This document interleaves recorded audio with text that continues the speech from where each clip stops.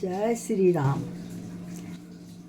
रामायण आप लोगों तक पहुंचाने का जो 365 दिन का मैं प्रण ली हूँ, उसका आज 15वां दिन है।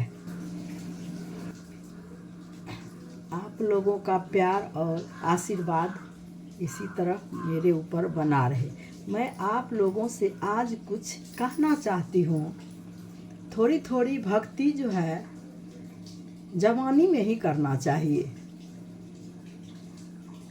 क्योंकि बुढ़ापा में नहीं हो सकता है।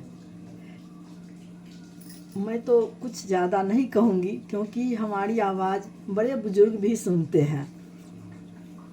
अगर हम में थोड़ी थोड़ी भक्ति जवानी में ही आ जाए तो हमारा जीवन धन्य हो जाएगा। जय श्री राम।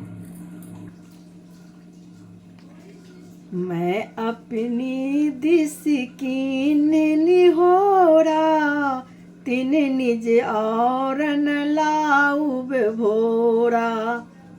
बायस पली अति अनुरागा, होहि निरामिस कबहु की कागा।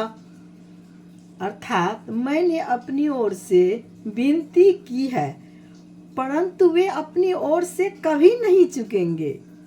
कौवों को बड़े प्रेम से पालिए, परंतु वे क्या कभी मांस के त्यागी हो सकते हैं। बंदउ संत असज्जन चरना, दुख प्रद अभय बीच कछु बरना। बिछुड़त एक प्राण हरि लेहि, मिलत एक दुख दारुण देहि। अर्थात अब मैं संत और असंत दोनों के चरणों की वंदना करती हूँ।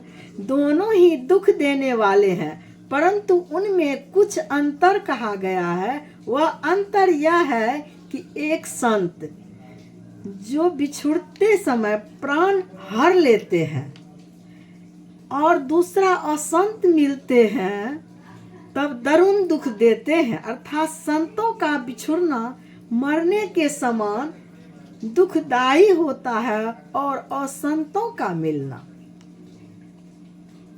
उपजहि एक संग जग माही, जल जजो कजिमि गुण बिलगाही।